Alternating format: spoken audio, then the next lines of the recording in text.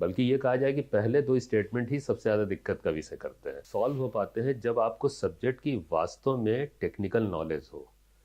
Discussion पूरा होते होते आप इस टाइप के क्वेश्चंस को पूरी तरीके से आत्मसात कर चुके होंगे या समझ चुके होंगे। अब इसमें ये होगा कि जैसे स्टेटमेंट वन कोई आता है, अब स्टेटमेंट टू आपने चेक कर लिया, उसके बाद स्टेटमेंट टू स्टेटमेंट वन को एक्सप्लेन कर रहा है कि नहीं, ये आप ऐसे सोचो कि थोड़ी देर के लिए इन स्टेटमेंट को बताते वक्त या समझते वक्त आप थोड़ी देर के लिए टीचर बन जाओ, जैसे आप किसी स्टूडेंट को पढ़ा रहे हो। अगर आप दूसरा स्टेटमेंट बोल रहे हो और पहला समझ में आ जाता है सामने वाले को जिसे आप पढ़ा रहे हो, तो इसका मतलब है कि आंसर ए हो गया। According to Newton's third law each action has its reaction. Yes, correct. हमारे ख्याल से ये अभी आपको समझाने में मैंने यही स्टेटमेंट तो बोला था, है ना? तो ये तो स्टेटमेंट सही है, थर्ड लॉ यही है।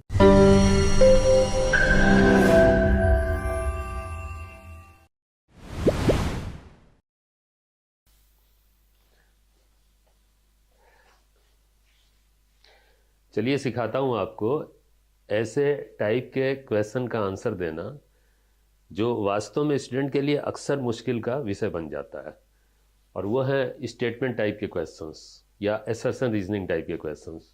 इस टाइप के क्वेश्चंस का जवाब देने से पहले थोड़ा सा समझ का इस्तेमाल किया जाता है, और ख़ास तौर से इसके जो पहले दो ऑप्शंस हैं, स्टूडेंट जानते होंगे जिन्होंने इन क्वेश्चंस को करने की कोशिश की होगी, उनमें अक्सर उनको पहले और दूसरे स्टेटमेंट में ही दिक्कत होती है।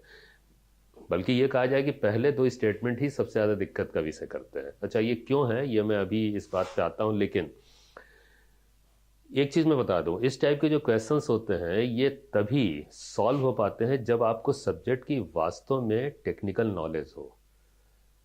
टेक्निकल से मतलब ये है कि कॉन्सेप्चुअल, आप कॉन्सेप्चुअल तरीके से अगर सब्जेक्ट को समझ रहे हैं तभी इन क्वेश्चंस का जवाब दे पाएंगे। और ख़ास तौर से फिजिक्स में, मैं फिजिक्स का टीचर हूँ, मैं अगर कोई एग्जाम्पल लूँगा तो फिजिक्स से ही संबंधित लूँगा। आप जानते हैं कि फिजिक्स जो है कॉन्सेप्चुअल सब्जेक्ट है, केवल फॉर्मूला रटने से फिजिक्स नहीं होती है।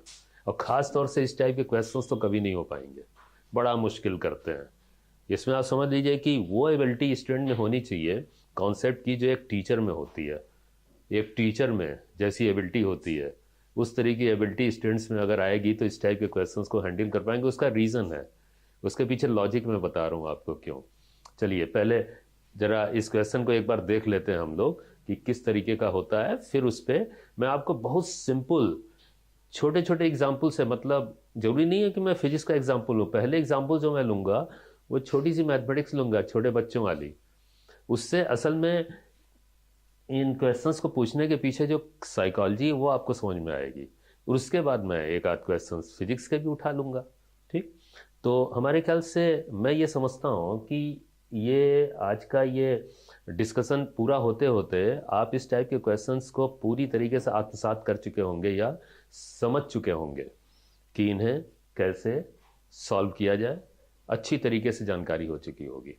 ठीक, तो ज़रा देखते हैं। तो ये जो क्वेश्चन होता है, जरा मैं पढ़ देता हूँ एक बार स्टेटमेंट इसमें, तो ये ऑप्शंस में ऑफ कोर्स। तो स्टेटमेंट वन, स्टेटमेंट टू, अब यहाँ पे कुछ स्टेटमेंट्स लिख के आएंगे, दो स्टेटमेंट, और उनको यहाँ से आंसर देना होता है इन ऑप्शंस में से, आप जानते ही हो। तो इसमें मैं जो ऑप्शंस पढ़ रहा हूँ उसमें ये एक बार पढ़ देता हूँ, आपको मालूम भी होगा लेकिन मैं पढ़ देता हूँ एक बार कि statement one is true and statement two is true. तो statement two is correct explanation for statement one. मामला ये होता है कि ये तो ठीक है बताना, ये बहुत मुश्किल काम नहीं है। अगर आपको नॉलेज है सब्जेक्ट की तो आप बता ही दोगे कि स्टेटमेंट वन और स्टेटमेंट टू जो है कौन सा करेक्ट है कौन सा इनकरेक्ट है, या दोनों ही करेक्ट है। अगर दोनों करेक्ट है तो ए से ऑप्शन मिलेगा, दोनों ही करेक्ट है तो बी से भी ऑप्शन मिलेगा, क्योंकि देखो ये दोनों ट्रू है।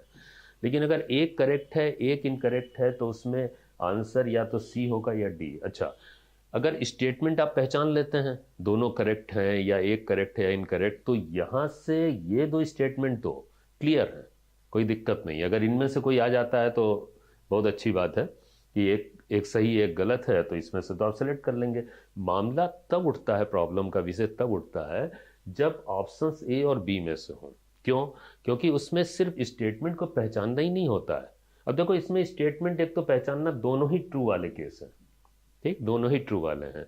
लेकिन आगे जो लिखा हुआ है वो एक चिंता का विषय होता है कि जब आपने ये पहचान लिया कि स्टेटमेंट 1 और स्टेटमेंट 2 दोनों ही ट्रू है, तो फिर एक चीज़ और एग्जामिनर पूछ लेता है इन स्टेटमेंट में, मतलब इन ऑप्शंस में, वो ये है कि अगर दूसरा जो है ये भी ट्रू है, पहला भी ट्रू है, तो क्या दूसरा वाला पहले को एक्सप्लेन कर रहा है या फिर एक्सप्लेन नहीं कर रहा है।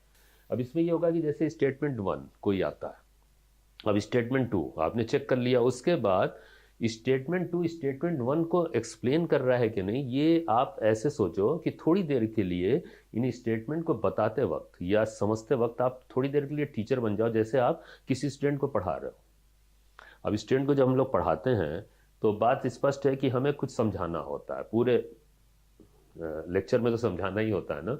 तो समझाने में हम दो तरीके के स्टेटमेंट बोलते हैं। एक तो स्टेटमेंट बोल गए जो बुकिश होता है। बुकिश स्टेटमेंट का मतलब है कि जो कोई, मान ले कोई प्रिंसिपल है, कोई सिद्धांत है ना, कोई लॉ है, हम बोल गए, ठीक, चलो अब लॉ जो बोल गए वो तो सही होना ही है। उसके बाद हम उस लॉ को समझाना शुरू करते हैं। तो समझाते वक्त हम कोई बोलते हैं कि नहीं, तो हम जब बोलते हैं तो स्टेटमेंट जो निकल रहे हैं वो भी तो ट्रू स्टेटमेंट होंगे। अब मामला ये उठता है कि अगर आप अच्छे टीचर हो तो ऐसे स्टेटमेंट बोलोगे, दूसरा वाला स्टेटमेंट ऐसा बोलोगे जो पहले को एक्सप्लेन कर दो, बच्चे को समझ में भी आ जाए। और अगर मान लें कोई ऐसा स्टेटमेंट आप बोल रहे हैं, आप जो है इनएक्सपीरियंस टीचर हैं, अभी नए नए आए हैं, तो अक्सर ऐसा होता है कि दूसरा स्टेटमेंट बोला, हो सकता है वो सही हो, सही बोलेगा, टीचर है तो सही है, लेकिन ज़रूरी नहीं वो पहले को समझा पाए। अब बच्चा जो है वो समझ नहीं पाया, दूसरा स्टेटमेंट जो हम बोल रहे हैं वो पहले को एक्सप्लेन नहीं कर पा रहा है, फिर हम अब स्टेटमेंट बदलेंगे, दूसरा सही स्टेटमेंट बोलेंगे। अब दूसरे जब सही बोलेंगे तो बच्चा कहेगा हाँ हाँ समझ में आया। बस यही तो आंसर है इसका। अगर आप दूसरा स्टेटमेंट बोल रहे हो और पहला समझ में आ जाता है सामने वाले को जिसे आप पढ़ा रहे हो, तो इसका मतलब है कि आंसर ए हो गया। और अगर आप दूसरा स्टेटमेंट बोलते हो और वो ट्रू है, आप टीचर हो, आप बोलोगे सही, लेकिन अगर वो पहले को एक्सप्लेन नहीं कर पा रहा है तो बच्चे को समझ में नहीं आएगा, अरे ये क्या बोल गए। तभी तो आप ट्रायल करते हो ना, दूसरे तीसरे चौथे स्टेटमेंट पे आओगे। तो अगर वो स्टेटमेंट एक्सप्लेन नहीं कर पा रहा है तो ये आंसर होगा उसका। ये सीधी सी बात है। मतलब फिर बोलूंगा कि इन क्वेश्चंस को करते वक्त थोड़ी सी टीचिंग एबिलिटी होनी चाहिए। आपको ये सोचना है कि मैं खुद नहीं कर रहा हूँ इसे सॉल्व, बल्कि सामने वाले जो मेरा स्टूडेंट है उसे हम सिखा रहे हैं। पहला बोलेंगे स्टेटमेंट, वो भी सही होगा, दूसरा बोलेंगे वो भी सही होगा, लेकिन क्या दूसरा पहले को समझा पा रहा है, ये सोचना बड़ा ज़रूरी है। चलिए, बहुत एक छोटे से कुछ एक दो एग्जाम्पल, बहुत आउट ऑफ सब्जेक्ट, छोटे से एग्जाम्पल से मैं आपको समझाता हूँ, फिर कुछ फिजिक्स के एग्जाम्पल ले लूँगा, ठीक है, बात स्पष्ट होकर आ जाएगी। तो देखिए यहाँ पे जैसे मान लें ये क्वेश्चन बहुत आसान सा उठाता हूँ मैं यहाँ। देखिए लिख के आ रहा है यहाँ कि 4 groups of 2 objects can be found among 8 objects. अब आप कहोगे ये क्या, अरे ये छोटी सी मैथमेटिक्स है यार, इसमें ये कहा जा रहा है, पढ़िए, कि 8 ऑब्जेक्ट हैं, 8 ऑब्जेक्ट्स हैं, उनमें हमें 2-2 ऑब्जेक्ट के ग्रुप बनाने हैं। 8 ऑब्जेक्ट हैं टोटल, उसमें 2-2 ऑब्जेक्ट के 2 ऑब्जेक्ट लेके ग्रुप बनाने। कितने ग्रुप बनेंगे, सिंपल सी बात है, कितने ग्रुप बनेंगे बताइए। हाँ 4 बनेंगे कि नहीं, 4। कैसे किया होगा कैलकुलेट बताओ। अरे भाई आप खूब अच्छी तरह जानते हो कि 8 है, ठीक, 8 ऑब्जेक्ट हैं और 2-2 के ग्रुप बनाने हैं, तो 8/2 इज व्हाट 4। यही तो मैथमेटिक्स की होगी। मैं आपको मैथमेटिक्स बताता हूँ ऐसे, यही तो मैथमेटिक्स की होगी, है ना। देखिए ये देखो, ये देखिए भाई, ये 8 ऑब्जेक्ट हैं ये, ठीक।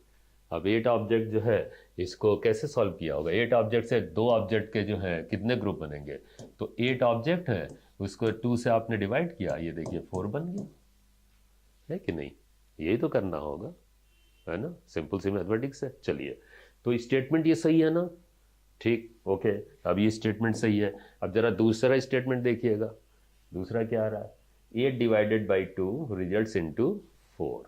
ये क्या आ रहा है, अरे ये वही मैथमेटिक्स आ रही है जो मैंने अभी आपको समझाने के लिए लिखा था।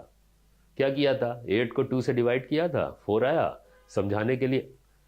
आपको स्टेटमेंट समझा रहा था कि नहीं, तो मैंने क्या दूसरा स्टेटमेंट दिया, मैथमेटिक्स दी, वही तो लिख के आ रहा है। तो this is true and this statement is explanation of statement one, मतलब ये स्टेटमेंट जो है पहले का एक्सप्लेनेशन है कि नहीं। तो आंसर क्या हो जाएगा भैया, तो आंसर तो ए हो जाएगा इसमें कि स्टेटमेंट और टू जो है दोनों ट्रू है ना, ये मैथमेटिक्स ट्रू है, ठीक, और करेक्ट एक्सप्लेनेशन भी है स्टेटमेंट वन का, तो ये आंसर ए हो गया, ठीक। अच्छा, अब सिचुएशन बदलता हूं, क्वेश्चन पहला स्टेटमेंट यही रहेगा, अब देखिएगा, समझिए इस बात को। आ रहा है वही पहला स्टेटमेंट, ठीक, वही 4 ग्रुप्स बनेंगे 2 ऑब्जेक्ट्स के, कितने एमंग 8 ऑब्जेक्ट्स, ठीक है। अब की बार जरा स्टेटमेंट 2 आप खुद देखिएगा और खुद बताइए क्या आंसर होना चाहिए। 10 डिवाइडेड बाई 2 रिजल्ट्स इनटू 5, सही है कि नहीं बताइए। 10 को अगर 2 से डिवाइड करेंगे तो क्या आएगा, 5 आएगा, सही है ना, इतनी मैथमेटिक्स आती है ना है ना, 5 आएगा, स्टेटमेंट तो सही है। लेकिन क्या ये उसको एक्सप्लेन कर रहा है पहले वाले को, नहीं कर रहा है ना, उसकी ये मैथमेटिक्स ही नहीं है, ये तो है मैथमेटिक्स लेकिन कुछ डिफरेंट मैथमेटिक्स है, कुछ और बात कही गई है, उसको थोड़ी एक्सप्लेन कर रहा है, लेकिन है तो करेक्ट, समझ रहे ना। उसको तो एक्सप्लेन करने के लिए मैथमेटिक्स क्या होनी चाहिए थी, 8 डिवाइडेड बाई 2 इज 4, बस यही बात है ना। तो ये कौन सा आंसर हो गया, ये बी वाला हो गया। अब आपको समझ में आ रहा है, ये ट्रू है लेकिन उसको एक्सप्लेन नहीं कर पा रहा, ठीक, आंसर इज बी। अच्छा चलिए फिर बदलते हैं, फिर वही स्टेटमेंट है पहला वाला, लेकिन अब की बात दूसरा स्टेटमेंट जो आ रहा है जरा देखिएगा, 10 डिवाइडेड बाई 2 रिजल्ट्स इनटू 4 ये देखिए, ये तो गलत है ना, ठीक, ये तो एकदम गलत है, मैथमेटिक्स ही गलत है। 10 को 2 से डिवाइड करेंगे तो 5 आएगा, तो ये गलत हो गया। इसका मतलब पहला तो सही चल ही रहा है, तो इस बार कौन सा आंसर होगा, आपकी बार आंसर होगा statement 1 is true and statement 2 is false, ठीक है ना, बात स्पष्ट हुई, ठीक। अच्छा आप एक और देख लीजिए, ठीक, ये तो आंसर सी हो गया। फिर देखिए, अब की बार जरा स्टेटमेंट पहला वाला पढ़ लीजिए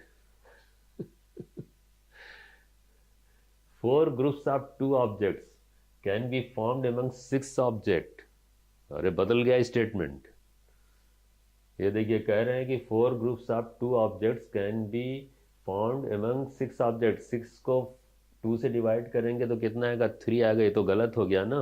अभी यहाँ 8 चल रहा था, अब 6 ऑब्जेक्ट हो गए हैं, तो 6 ऑब्जेक्ट में 2 के ग्रुप्स कितने बनेंगे, 3 बनेंगे ना, तो स्टेटमेंट गलत हो गया। जरा स्टेटमेंट 2 पढ़िए, 8 divided by 2 results into 4, of course ये स्टेटमेंट सही है, 8 को 2 से डिवाइड करेंगे तो 4 आएगा, लेकिन स्टेटमेंट 1 एक्सप्लेन करने की बात ही नहीं है यहाँ पे, वो स्टेटमेंट 1 ही गलत है। आंसर क्या होगा, पहला स्टेटमेंट गलत है, दूसरा सही है, statement 1 is false and statement 2 is true, है ना, द आंसर इज डी। अब आपको लॉजिक समझ में आ रहा होगा इस टाइप के क्वेश्चंस को बनाने का, या यहाँ पे एग्जामिनर क्या जानना चाहता है आपसे, ये भी आपको समझ में आ रहा होगा, ठीक है। एक क्वेश्चन है, स्टेटमेंट है, पढ़िए जरा इसे आप, मैं ही पढ़ता हूँ। A walking man pushes the rough ground backward to get a forward force from the ground for his forward movement। आप समझ रहे हैं ना भाई, मैन को वॉक करने के लिए क्या रिक्वायरमेंट होती है भाई, वो आगे चलना है तो चलने के लिए उसे फोर्स चाहिए, है ना, तो फोर्स कहाँ से मिलेगा, तो फोर्स वो जब ग्राउंड को पीछे पुश करता है ऐसे, तो ग्राउंड उसे एक फोर्स देती है आगे की तरफ, है ना, तो वो आगे चलता है। अब आप ये देखो, आप ये किस नियम से बोल रहे हो, समझ रहे हो ना भाई, हमें अगर ग्राउंड से फोर्स चाहिए, नॉन लिविंग बॉडी से अगर फोर्स चाहिए होता है तो हम उस पर एक्शन देते हैं तो वो रिएक्ट करती है, वो सरफेस से वो बॉडी जो नॉन लिविंग बॉडी है, तो रिएक्शन से हमें फोर्स मिलता है। तो अगर हमें चलना होता है तो हम आगे की तरफ फोर्स चाहिए हमें चलने के लिए, तो हम ग्राउंड को पीछे धकेलेंगे, एक्शन करेंगे ग्राउंड पे, तो वो हमें रिएक्शन देगा, उस रिएक्शन फोर्स से हम आगे बढ़ पाएंगे, ठीक। तो this statement is very correct, ठीक। जरा दूसरा पढ़ते हैं, according to Newton's third law each action has its reaction, yes correct. हमारे ख्याल से ये अभी आपको समझाने में मैंने यही स्टेटमेंट तो बोला था, है ना। तो ये तो स्टेटमेंट सही है, थर्ड लॉ यही है कि हर एक्शन का रिएक्शन होता है, ठीक। और इसी के जरिए फर्स्ट एक्सप्लेनेशन, फर्स्ट स्टेटमेंट का एक्सप्लेनेशन दिया जा सकता है। हम जब यहाँ पे एक्ट करेंगे ग्राउंड पे तो वो रिएक्ट करेगी, तब हम चल पाएंगे, है ना। तो ये तो आंसर हो गया ए। चलिए बदलते हैं स्टेटमेंट, दूसरा वाला ही, पहला वही है, पहला वही स्टेटमेंट। दूसरा आपकी बार देखिए क्या आता है।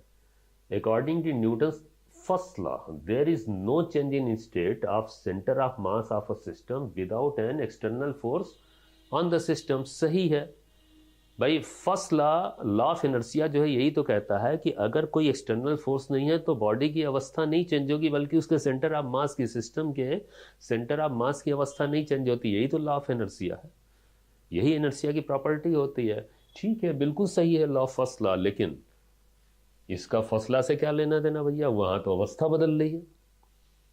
तो अवस्था बदल रही है तो हमें बताना पड़ेगा ना, पहले स्टेटमेंट को अगर सेकंड स्टेटमेंट से एक्सप्लेन करवाना है, हमें बताना पड़ेगा भैया हमें चलने के लिए, अवस्था बदलने के लिए फोर्स कहाँ से मिला। तो ग्राउंड ने फोर्स किया। तो ग्राउंड फोर्स कैसे करेगी, जब आप एक्ट करोगे तभी तो रिएक्ट करेगा, कोई लिविंग बॉडी थोड़ी धक्का दे दे आपको। ये फर्स्ट लॉ से एक्सप्लेन नहीं होगा। हाँ, ये स्टेटमेंट करेक्ट है, लेकिन ये स्टेटमेंट इसको एक्सप्लेन नहीं कर रहा है। तो आंसर इज बी, ठीक। चलिए एक फाइनल एग्जांपल और लेता हूं, थोड़ा सा टेक्निकल है। रोलिंग मोशन आपने पढ़ा होगा, तो उसी से है बात और स्पष्ट हो जाएगी ना। देखिए एक एग्जांपल और पढ़िए, statement 1, rolling friction is a static friction force. इसमें कोई शक नहीं, स्टैटिक फ्रिक्शन फोर्स होता है, बहुत लोग रटे रहते हैं लेकिन स्टैटिक फ्रिक्शन क्यों होता है, ध्यान होगा। रोलिंग मोशन अगर आपने पढ़ा हो या मुझसे पढ़ा हो या मैंने पढ़ाया हो आपको, तो उसमें यह होता है कि रोलिंग मोशन के समय एक खास बात होती है कि जो कांटेक्ट पॉइंट होता है व्हील का, वो स्टेशनरी होता है। व्हील भाग रही है, लेकिन जो जो पॉइंट कांटेक्ट पे आएगा, ग्राउंड के कांटेक्ट पे, वो स्टैटिक कंडीशन में होता है।